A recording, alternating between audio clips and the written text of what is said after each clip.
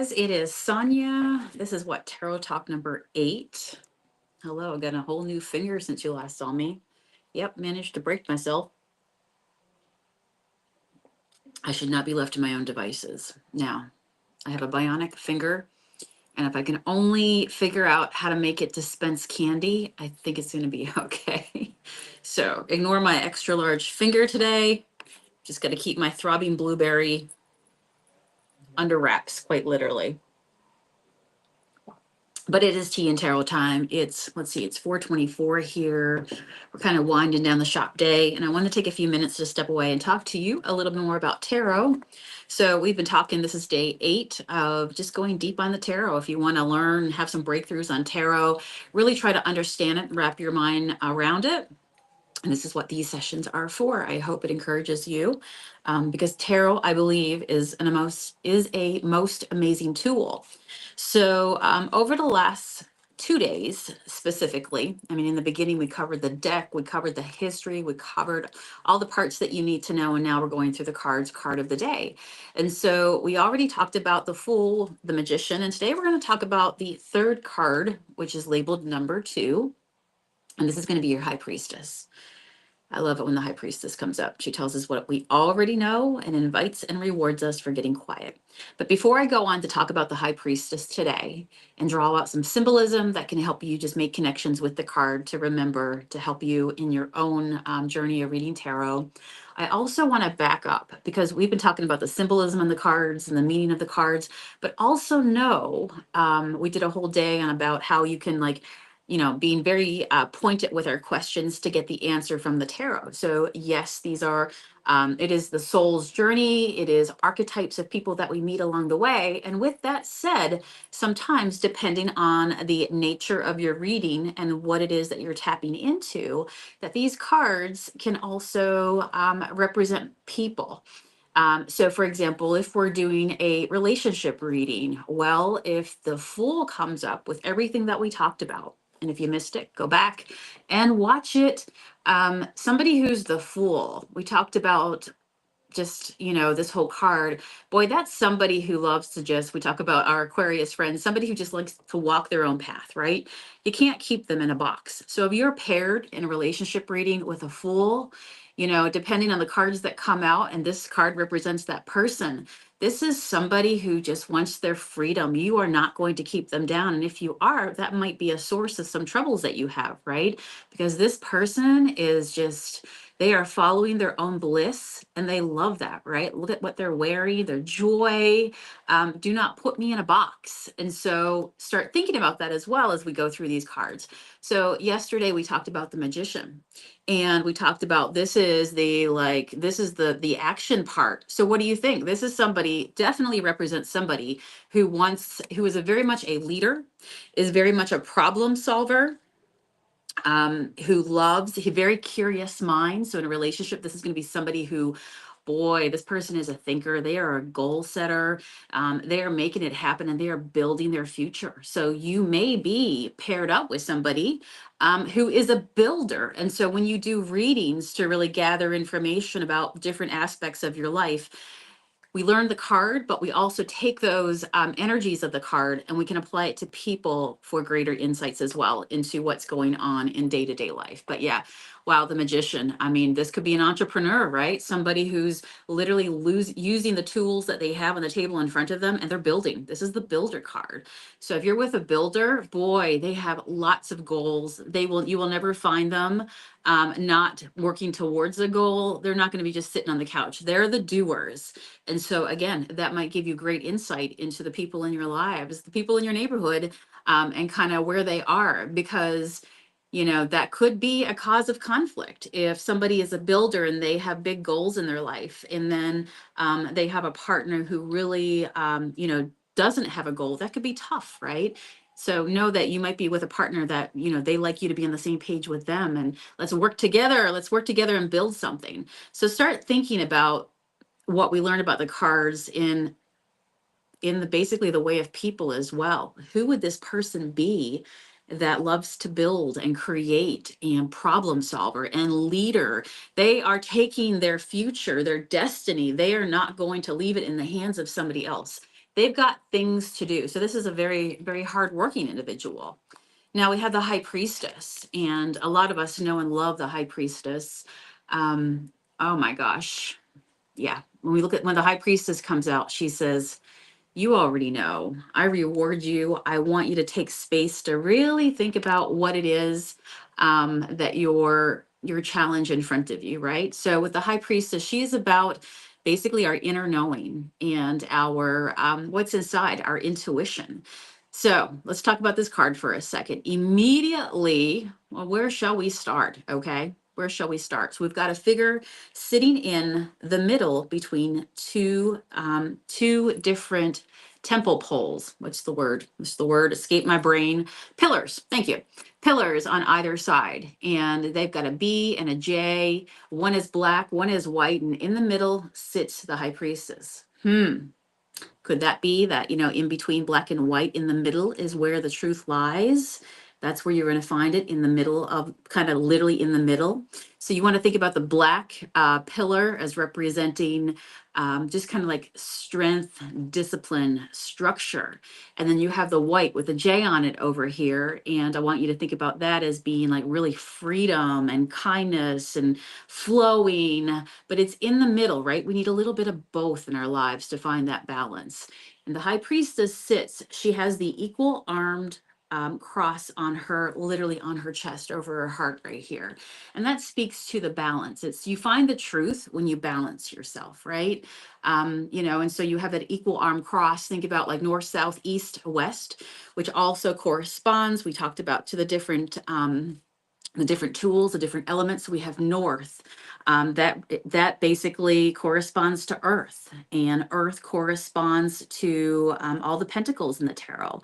And then we have east, which corresponds to fire, and that corresponds to wands. That's the passion that we have. Then we have south, right? That corresponds to air, and that corresponds to the swords in the tarot, which is all about our thinking, right? The brain stuff that we do, our intellect. And then we have the direction of west, which corresponds to water, and we know water corresponds as well to the cups in the tarot, which is all about emotion. And we need all of those things, right? We need the resources, we need the fire, we need the passion, we need the thinking, we need it all. And so it's when you have that balance in your life that you're really able to see clearly and make the best decisions. So she sits in front of a veil. And if you really pay attention to this card, I encourage you to take your card out and really look at it. So she's got a veil behind her. It's got pomegranates on it, and it's also got palm branches on it. Okay. So, and even if you look beyond the veil, let's talk about that whole blue scene that's going on here. It's where we really get a change up in the tarot into the third card, where things start to become blue here. Blue is the color, like think about vast oceans, think about big blue skies, open space.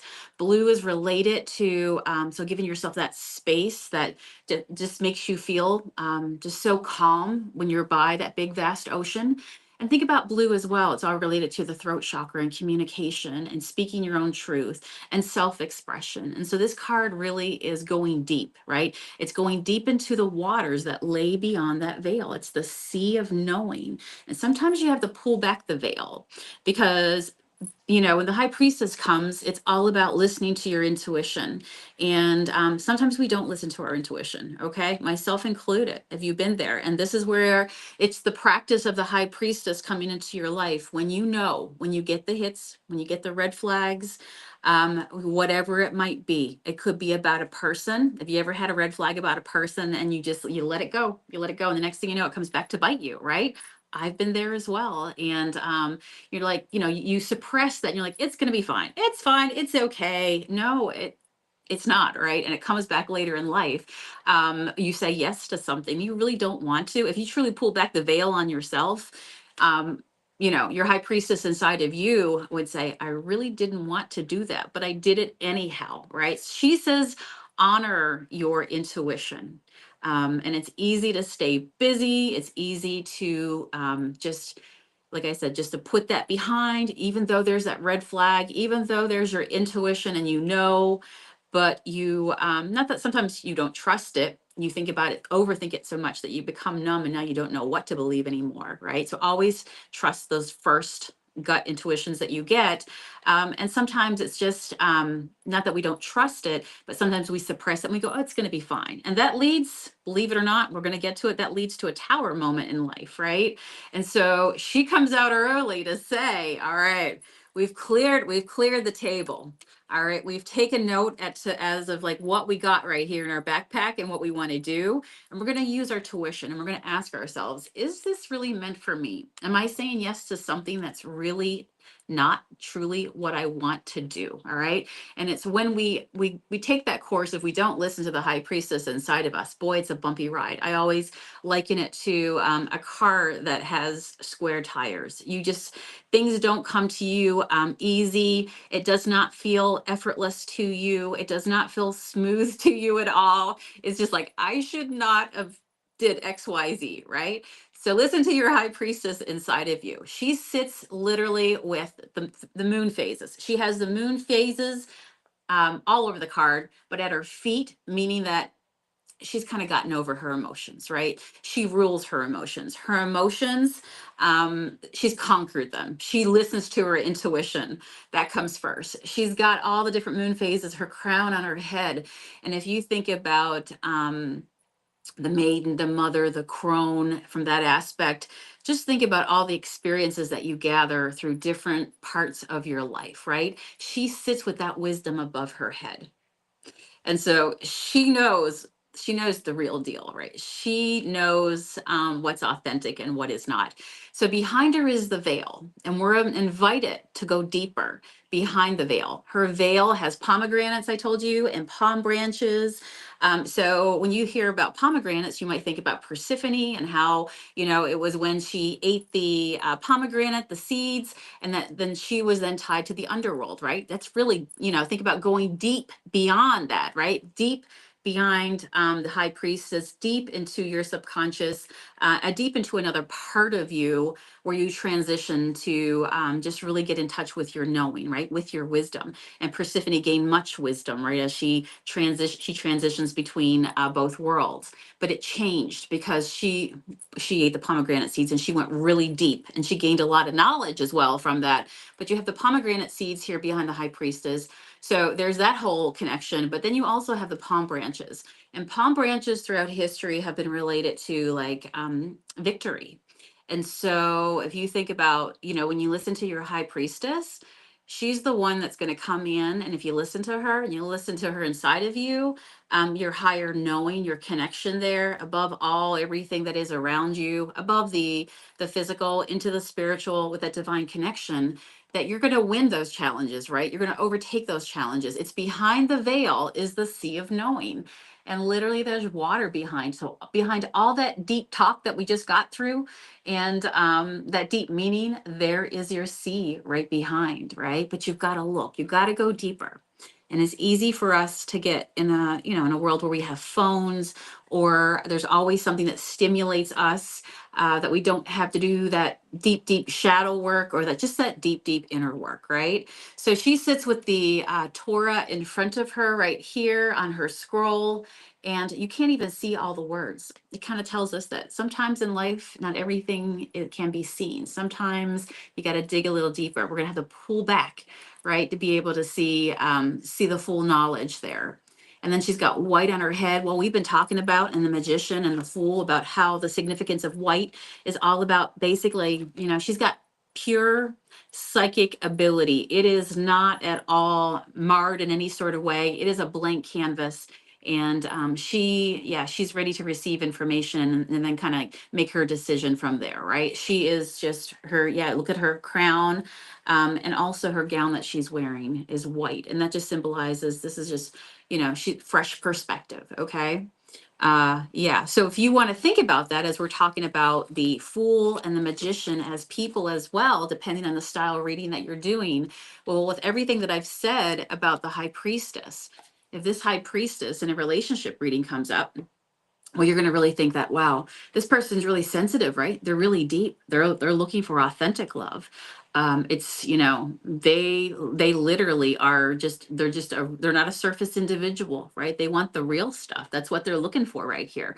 So you may be paired with a high priestess, when you think about that energy in your life, and just think about, you know, what's important to them, really getting down to the meat and the bones, right? And to really going down, drilling deep and making those deep spiritual connections. Yeah, this is somebody that loves to have those deep conversations for sure. So when the high priestess comes up in a general reading right now, it tells me immediately that you need to trust your gut. That if you really got quiet, like the high priestess invites you to sit literally below those big, vast, wide oceans and below the skies, to find the space to give it to yourself, to draw down that wisdom, that it's inside of you, but you got to let yourself go there. So this card comes up and it tells me that you know, you absolutely know, despite what you might say, despite what you might have done up to this point, there's a part of you that knows deep down inside that there is something that you need to be aware of, or something that maybe you've suppressed, or you just really haven't dealt with. So get quiet. The high priestess, she comes out, and wow, we just make the major breakthroughs. And you know, it sets us off on a path where we find that balance that we were starting to talk about right here, the balance of in between the two different pillars, the black and white, it's in between, it's in the middle. That's the path that we want to take, right? But yeah, all the directions, the balance that's on her chest, all that just refers to, yeah, the balance. So you have the number 2 at the top, and when you think about that, the magician had the fool was the 0 on tapped, like on limitless possibility about to happen. And then we have the magician, the I, right? That's I. It's the number 1, and it's about you taking charge and building and taking the action. And then you have the number 2. So is it not lost on you as well that the high priestess is here as number 2? Because you know what? It's not just you. It's you and her. That makes 2 people, duality. It's you and your higher self going through life. So what do you think? Tell me your thoughts on the high priestess. Do you love this card when it comes out for you? Does she give you a kick of the pants and being like, you can't go deeper, go deeper, go deeper. You know what you need to do. Right. And so she always tells you that you truly know that in your knower, you know what you need to do. You just need to really be honest with yourself right now, and give yourself space so you can make that next decision. All right. So that's what I got for today for you. Let me know if you enjoy these chats. Let me know if that made a difference for you today. If you want to get this deck, you can go on to cauldronandthorn.com, click tarot decks, and I will ship you out one from our shop. Or you can come into our physical store here in Erie as well, and you can get one right off the shelves. But I'm telling you, it's a good deck. You need this deck. All right, friends, I'll see you again tomorrow. Take care of yourselves. Take care of yourselves.